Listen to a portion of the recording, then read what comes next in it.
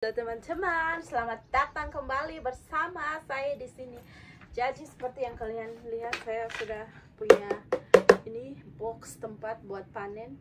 Ya Tuhan, ini box paling bakarat, lihat, tidak perlu. Jadi kita hari ini mau panen teman-teman. Jadi seperti yang kalian ini lihat, ini di sini ada tanaman cabai-cabean, percabean, dan di sampingnya ini ada tanaman pertomat-tomatan. Oke, tetap stay tune teman-teman, nonton sampai selesai ya. Terima kasih semuanya. Oke, kita mulai dari mana? Kita lihat.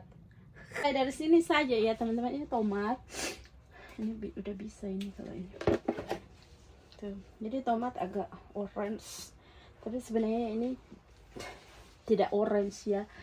Cuman karena cahayanya kurang, karena ini jam siang. Oke, tuh. Terus panen utuhan. Lihatlah tomat ini, kenapa dia mini seperti ini. Lihatlah, mini sekali. Nanti kita cuci nih teman-teman, jangan khawatir. Oke, di situ juga banyak. Oi lagi di bawah sana. Di bawah sana banyak kali. Tuh, lihatlah di bagian sini, di sini, di dalam sini. Ini harus bisa dipanen. Ini kalau karena kan terakhir hari-hari terakhir itu panasnya luar biasa teman-teman. Jadi sampai 36 derajat. Jadi dia tomatnya cepat merah. Ini nih, lihat, ini ada suara apa deh. Dan sekarang ini tuh nggak sepanas yang kemarin. Hari ini tuh cuma sampai 26 derajat apa 25, jadi nggak sepanas kemarin yang sampai 36. Tuh, kita lihat di sebelah sini juga masih banyak tuh.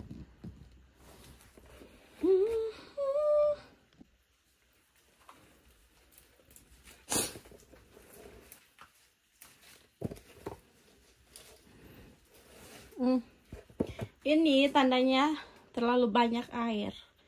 Terlalu banyak kusiram.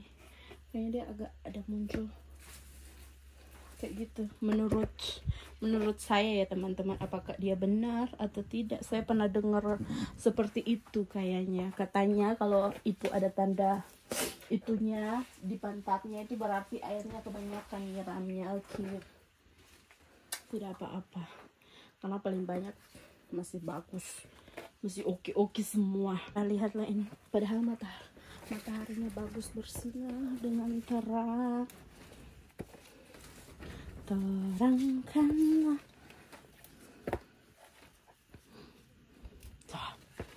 Oh, kalau panen cabai itu mesti dari bawah, karena buahnya itu terlalu ke bawah ya, by the way, terlalu ke bawah lah bahasanya. Ini bahasa Indonesia ku rusak karena orang timur, tapi pada khususnya orang Sulawesi Utara atau orang Manado itu memang susah berbahasa Indonesia, karena kan kalau kita bahasanya di sana ya bahasa Melayu lah, bahasa Manado ya begitulah. Jadi kalau saat bahasa Indonesia itu kurang. Dan karena kalau di sekolah atau pada zaman pada zaman kuliah itu guru atau dosennya tuh ngajarnya pakai bahasa Manado. Jarang sekali ada yang pakai komplit bahasa Indonesia. Jadi kita terbiasa dengan bahasa Manadonya. Oke, jadi begitulah kira-kira, karena orang Manado itu susah berbahasa Indonesia, khususnya diriku ini susah. Jadi tuh lihat, ini cabai keriting, cabai ya. Ku panen yang kayak ini, dia bakalan masak kok. Tuh, mana lagi? Ini cabai yang keriting ya, cabai yang rambut apa lurusnya belum, cabai biasa. Tuh keritingnya putih. Itu cabai yang keriting banyak teman-teman. Nah, kita lihat sebelah sini teman. Tuhan, lihat merah sekali, merah muda dan biru Ini cabai panjang ini. Jadi aku kemarin banyak bibit cabai ya teman. Terus ku tanami bareng-bareng. Terus aku bingung mana cabai keriting, mana cabai biasa. Jadi ternyata yang banyak tumbuh itu cabai keriting. Jadi satu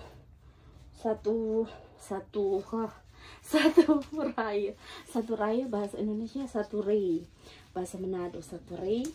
Terus kalau bahasa Indonesianya apa by the way ya?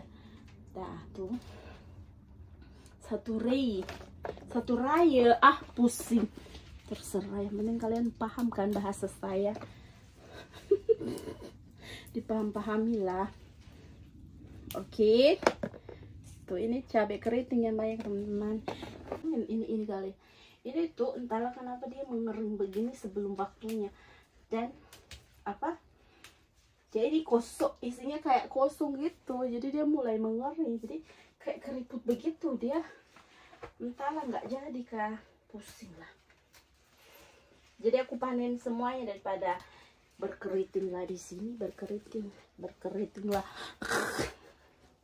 Bahasanya itu loh. Lihat. Tada.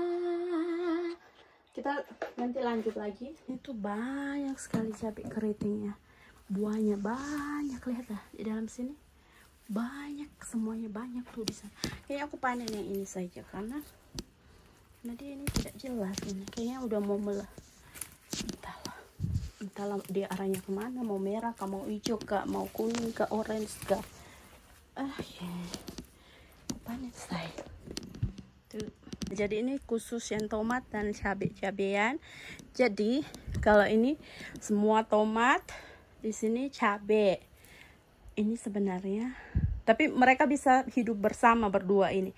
Tapi seandainya kalau aku punya tanaman timun itu tidak bisa bersama, mereka saling mematikan satu sama lain.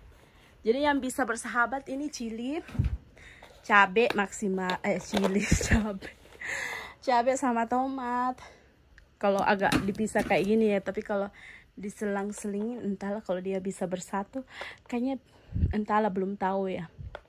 Tapi kalau dia di tanaman apa namanya timun itu biasanya tidak akan menyatu teman-teman. Mereka berbeda kultur. Jadi ini aku punya rumah satu lagi nih, rumahnya busuk. Lihat ini isinya apa, cabai dan timun. Sebenarnya juga nggak bisa ini cabai sama timun bersatu, atau yang nggak bisa itu tomat sama timun kayaknya. Kalau ini masih bisa, sebenarnya tidak bisa, tapi emang nggak mau, aku harus tanam di dalam. Kalau aku mau tanam di luar itu pasti rusak, nggak bakalan berbuah karena tidak terlalu terawat kalau di luar. Kalau di dalam ya karena hangat, bagus. Oke. Lihatlah, itu timunnya lucu banget. Aku langsung panen ya ini. Lalu dia ini emang besarnya segini karena apa ini timun yang snack, namanya snack guk. Jadi dia nggak perlu nunggu sampai besar sekali. Jadi ini udah matang, ini udah enak ini. Ya tuh begini. Serahkanlah hidupmu. Terus apa lagi? Ini juga besar teman. Ini bisa dipanen juga. Karena kalau nggak dipanen itu buah yang lainnya nggak bakalan membesar karena dia mengambil seluruh nutrisi dari tanah. Karena dia kan yang paling besar. Menurut teoriku ya teman-teman, entah ya kayak kekurangan nutrisi. Jadi kayak aku panen aja. Karena dia bakalan segini doang. Tapi masalahnya ini buah aneh banget gak sih? Ini kayak kok ular melengkung begini. Tuh yang ini. Tapi ini aneh banget buahnya. Aneh gak sih? Lihatlah, ini kurus banget. Sama kayak dengan ini, kok begitu ya ujung-ujungnya nggak jelas ini. Lihatlah. Kok dia menyerapnya di atas dulu bagus. Tapi di ujungnya nggak nyambung. Entahlah, bentukannya aneh. Ya sudahlah, kita panen saja teman-teman, tidak apa. Kalau ini tuh beda jenisnya, ini tuh yang snack gue, jadi yang kecil, maksimal seginilah besarnya. Ya oke, kita panen. Aku juga punya apa namanya, yang ini buncis atau apa namanya ya, tuh cuma satu-satunya yang jadi, yang aku bibit itu yang satu-satunya ini dia jadi. Jadi tuh aku mau tanam di luar kan rencananya, tapi di luar susah perawatannya. Kalau di luar itu mesti rumputnya, aku tiap hari bersihin rumput kan, aku males ya. Kalau aku tanamin lah di dalam sini biar dia cepat bagus. Dan dia itu banyak sekali buahnya. Tadi aku masak juga pakai buncis, walaupun satu tanamannya satu doang, tapi dia menghasilkan buahnya itu banyak sekali. Udah 3 kali aku panen. Tuh lihatlah di bagian sini, lihat ini. Lihat kebunku penuh dengan bunga. Jadi ini aku bertani nilai, bahasanya apa itu? Bertaninya di Jerman itu cuma pada saat musim kayak gini nih, musim panas. Kalau musim ini udah dia bakal mengering. Oke. Jadi kita tunjukin ya apa yang ku panen hari ini. Nah, inilah hasilnya tuh. Tadi timun yang segala jenis bentuk ada tuh. Sama itu cili dan kawan-kawan. Tapi di sini juga aku punya tanaman cabai dulu juga. Tapi ini ada yang cabai biasa. Syukurnya jadi. Tapi banyak yang itu juga cabainya yang besar-besar.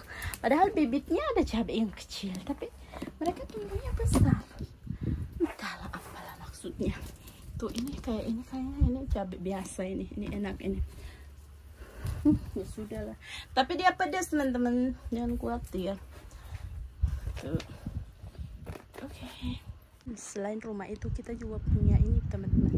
Ya sebenarnya bisa aku tanami karena aku malas merawatnya. Nggak ada waktu dan malas. Biasanya aku tanamin ini semuanya ladang ini, tapi ini penuh dengan rerumputan. Jadi yang bertahan ini cuma stroberi, dan stroberi ini mesti kasih bersih, tapi aku nggak sempat membersihkannya. Terus di belakang situ tuh ada apel tuh, ada 3 apel, 1 buah pear, 2 buah cherry kayaknya, pohon cherry. Ntar aku lihat cek apelnya teman-teman, apakah dia sudah cukup waktunya. Kayaknya belum tuh, jadi cuma jatuh-jatuh kayak ini. Ini kalau cherry udah lewat masanya. Ini juga buah apel. Ya. Tapi ini apel yang favoritku, walau pohonnya udah kayak ini apel tua sekali dan dia enak sekali apelnya tuh. Dia kayak bisa dimakan. Ini juga ada enaknya. Oke teman-teman, kita selesai panen ya. Hasilnya seperti ini. Kita panen apel ini juga bisa dimakan. Panen timun. Terima kasih teman-teman yang udah ngikutin aku hari ini. Sampai ketemu di panen lainnya. Jadi inilah.